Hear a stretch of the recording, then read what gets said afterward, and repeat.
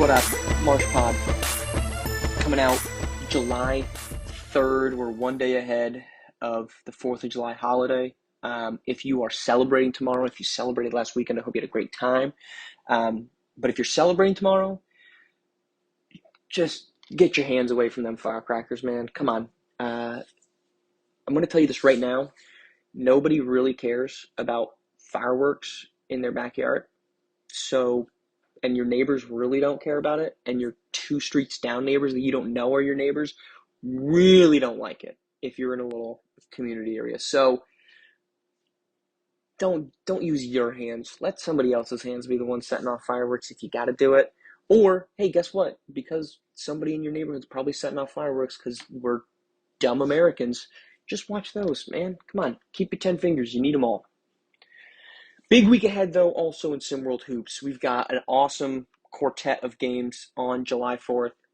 We kick off or tip off at 8 a.m., finish things up around noon the game starts at noon, which I would say it is the biggest game of the night or the day is Gotham 5 Run DMV, but a huge day of SimWorld Hoops. And also a huge week ahead. So we're going to look ahead to July 5th, too, a little bit. Quick note, Pointless Power Rankings is coming out on July 5th, so FYI. But let's start there. I want to look at what's at stake. I said a couple weeks ago it was too early to do this deep dive on every single game, what's at stake, because it was kind of all like that already. There's too many things that could go wrong, but now some things have happened that allow us to get a little bit clearer picture. There's no point in looking at a picture that's very blurry because there's just so many things that are diving into that photo. Now, some things have cleared out. We can take a little bit deeper look. And plus, only 4 games. Easy to dive into 4 games and not 24. So, what is at stake and what's on the line ahead of this big week with playoff implications and playoff seeding? Let's start with our first game, Atlantis versus Philadelphia. What's on the line? What's on the line for Atlantis is keeping that winning streak alive.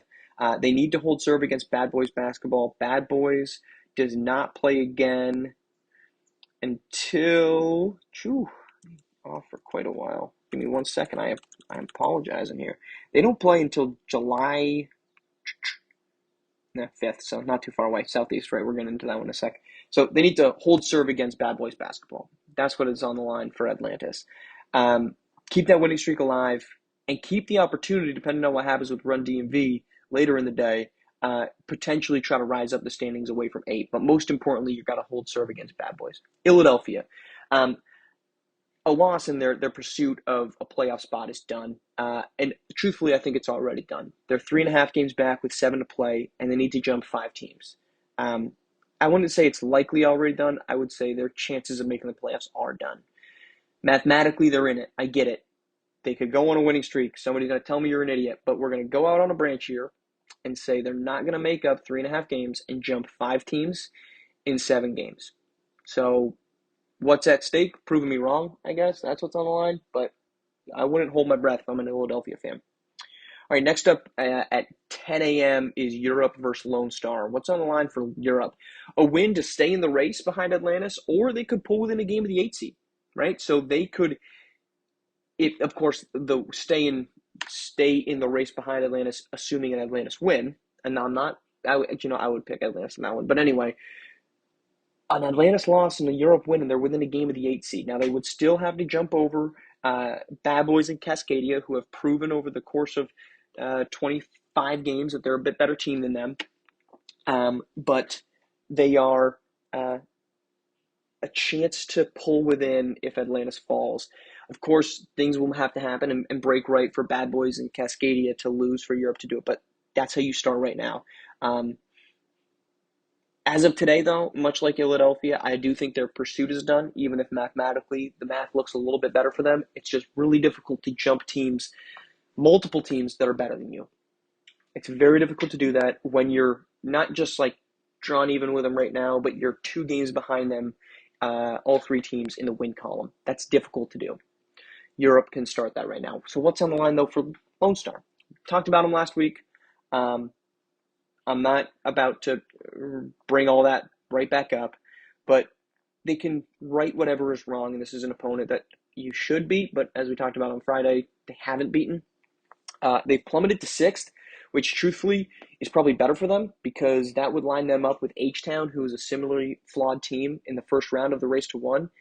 So, maybe keep losing because I don't think Lone Star is going to fall all the way to seventh. They've got a 4-game lead or a 4-game advantage in the win column over Asia Pacific. They're up by 3.5 on that with 6 to play for them. So they're probably good there. They're probably going to stay at sixth. So, don't try to go ahead of Showtime and get matched up with Best Coast ballers in the first round. But at the same time, you need to start creating some momentum. And you really don't want to have lost 8 of 9 games. And that's what's on the line for Lone Star. Third game of our day, Africa and Lakeshore Drive. I think this would, if you had to power rank 4 games, this is the lowest ranked one for me. Africa, you can play spoiler, even though at this point, I think it's over for Lakeshore Drive. You throw them in the same bucket that you have Indy, Philadelphia, and Europe. You got to jump a lot of teams in a short amount of time. You're 2 games back, 2 games back in the win column, 2 games back in the loss column, a nice even 2 games back from Atlantis. Yes, Atlantis could lose. Yes, you could pull within a game, but again, I've said this briefly, and I guess I can dive into it a little bit more, but the reason why you can look at it and say you're 2 games out, but it just doesn't feel likely that you're going to jump is because you have to get through. You need losses from so many other teams. You need so many things to break right. You need Bad Boys to lose. You need Cascadia to lose. You need Europe to lose. You need to win. Then you need to do that again. And so you're just banking on so many very specific outcomes. That's why I would say Lakeshore Drive. Win or loss is out of it. This is a game though you could keep the candle lit, although I don't think the other 8 are going to be extending, or I don't think it's going to last for another 8 days, I should say. All right, last one. Gotham 5 Run DMV, best game of the day, without a doubt. Rematch of our March 11th game in which Run DMV got the win. That was our second game of Run DMV's season. They won 75-64, that early season mediocrity from Gotham 5. So what's on the line? Gotham 5, keep that winning streak alive, right?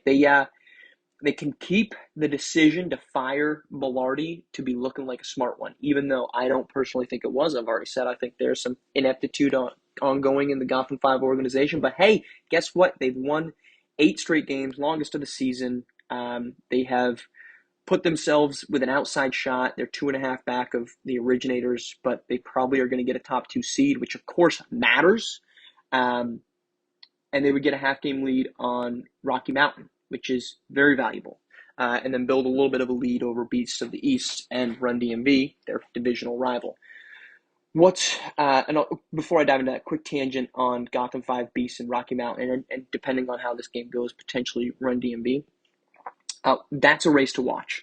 Massively important. The winner gets the 7th seed, which at this point is reigning Trays. Could be Atlantis, could be Beyond the Arch, could be Run DMV, could be Bad Boys or Cascadia. That, though, regardless of who it is a better matchup than falling to, you would be 3, 4, 5, in which you'd have to play one of the other 2 teams in this mix of Gotham 5, Beasts of the East, and Rocky Mountain. So really important race to watch there. Anytime those 3 teams are up, pay attention to it. You should be anyway. It's a great basketball team, but pay attention because every win has implications, every loss has implications in a very important race as we look ahead for seeding. Meanwhile, back to the game at hand. Run DMV, a loss in this game, and you're in the heart of that battle that we talked about with Beyond the Arch, reigning Trays, Atlantis maybe, depending on what they do on July 4th. You don't want to be there. Simple as that. A win, yeah, you might not be jumping up into the top 4. You keep that hope alive, but at the same time, you're not falling back into suddenly every single game is hot-plated, high intensity, high importance. It's not magnified. If you lose this game, every single game from now on out for Run DMV is magnified. Add in the fact that they've really struggled in their last couple games, and you start to get a little bit more worried about their chances as a title team. At the end, though, Myron has done a great job, but the lack of star power on this team most recently has reared its head after looking like maybe it didn't matter so much in the middle of the season. Their next 5 games, though, don't get any easier. They've got Gotham 5, Beasts of the East, Originators, and Bad Boys, 4 of their next 5 games. But check out this stat, because it was interesting. We dove into Showtime being a team that rises to the occasion against top teams and playing mediocrely I don't know if that's a word, but we're going to make it one, against middle of the pack teams. How about Gotham 5, or excuse me, how about Run DMV in that conversation? In 6 games against top teams, Run DMV 6-2 with one loss coming by 4 points in that thriller against Best Coast Baller. Their record against the rest of the league 8-7. So, hypothesis: Showtime plays better against good competition. Testing out that one proved to be somewhat true. True, but not overwhelmingly. Hypothesis: Run DMV plays better against better competition. Absolutely, yes. Much better against top teams. So the going gets rough for Gotham 5. Maybe that's what they need. Maybe that's what they need. So fun fact there. Other big games. Caveat, of course, we're not going to record games for July 5th on the 4th of July. So just a FYI on that one. So we're just, some things could happen that would change the intensity of this. But some games on July 5th worth watching. All of them are worth watching. Outcomes worth watching. Queen City Kings, reigning Trays. Queen City somehow still alive in this thing, though. What we talked about earlier with the Philadelphia, Lakeshore Drive, Indy Stripes teams, they're probably out, but they're still alive because the Yacht Club and APAC haven't taken a grip on that 8 seed. But they have 15 losses, which is 3 behind Queen City Kings, despite just being 1 win behind them. Those 3 losses are going to be tough. But a win here keeps a pulse, even if, like I said, I think the race or their pursuit is probably done. But a win keeps them having a pulse. Reigning Trace, meanwhile, we talked about them on Friday's pod. They keep that momentum. And depending on the outcome of Beyond the Arch game coming up or Run DMV's game, they could either jump ahead of them because they're half game behind Beyond the Arch, who's not going to be playing yet, or depending if Run DMV loses, they could pull within a game of them. That's massively important for Reigning Trace because they could jump all the way up to number 5.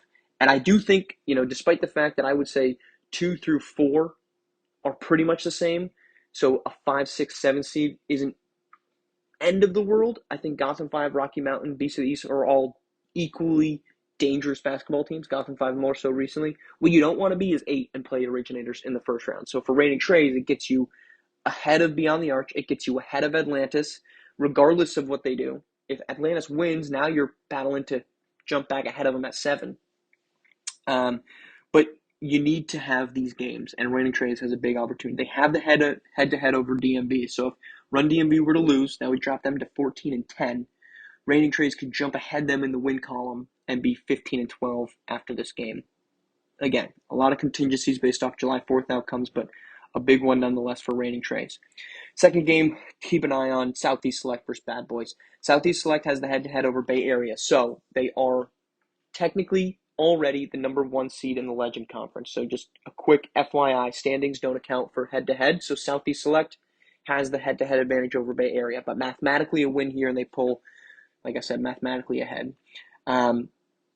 This one's a big one for that reason and that reason alone. Southeast Select is going to stay as a top 2 seed because Yacht Club is not going to not win their division. So that's going to lock them into the 3 seed.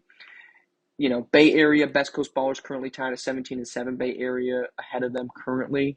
And actually, let's do a quick fact check on head-to-head because, like I said, that does not account for it. Bay Area has the head-to-head over Best Coast Ballers, so that's why they are the number 1 seed. So what's at the stake? Southeast Select versus Bad Boys. Southeast Select a win, and you move ahead of it. Bad Boys. Well, Bad Boys should first petition to join the Legend Conference, where they would be the 7th seed, and they'd be up by a game on APAC in that, and an outside chance of chasing down Lone Star for a 6th seed. But alas, they are not, and they're stuck in the Legacy Conference. So they need to win to keep pace with Atlantis, Reigning Trace, and Beyond the Arch. All 3 of those teams will have been in action, so depending on the results, they could be ahead of them. They could be into the 8th seed if Atlantis loses, or they need to keep pace on it. So massive game for Bad Boys, big game for Southeast Select, but not quite as big of implications for them. All right, third game I'd watch for on July 5th, Beast of the East, Run DMV. Beast of the East, chance to pull back ahead in the division and get a top 2 seed. Obviously, that depends on what that Gotham 5 versus Run DMV result is on the 4th, but if Run DMV wins, now you've got a team breathing down your back in Gotham 5. They could, if they theoretically lose here, that starts that battle for the 4th and the 5th seed. What does that really mean? Well, all these games are going to be played at a neutral site, so it's what jersey color you prefer to wear between those two teams, but it still matters. Still matters. So, big opportunity for Beast of the East. Meanwhile, Run DMV. Do you keep surging or do you keep falling? Let's say you lose on the fourth. Now that door is wide open. Beyond the Arch could jump you. Reigning Trays, depending on what they can do, could jump you. Again, we talked about Run DMV playing well against big competition. This is a chance. Imagine if they walk out of July 4th, July 5th. Let's say they win both those games, and they've got as many wins against top teams in the league as they do against the rest of the league. That's a scary thought. That's a scary thought. And they've got a chance to prove that out if they win on the 4th and the 5th. And then the last one, Legend Conference matchup, Tropic Division matchup, H-Town versus the Yacht Club.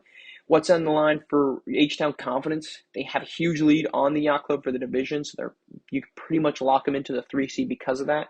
But they need to get some type of confidence, some type of momentum now. New head coach, team's trying to figure it out. This is an opportunity to do that. Yacht Club, they're clinging to the 8 seed. They're ahead of the AT Aliens. AT Aliens is probably the only team that has a chance to jump into the playoffs, although Gulf Coast Lockdown tied with them in the win column, but 3 more losses than the Yacht Club has. Yacht Club has 9 games left to play. That is tied for the most in the league with Middle East, who, shocker, is not going to make the playoffs at 3-19. But this is an opportunity for them to get a little bit tighter hold. Again, no, the pressure is not done for a lot of these teams in that 7 through 10 range, but wins here, and you just give yourself, again, margin of error still thin, a little bit thicker, and Yacht Club has a chance to get that. All right, have a great 4th of July. Like I said, stay away from the fireworks. Keep all 10 fingers if you can, all 10 toes if you can, if you've got them already. And we'll talk to you on Wednesday.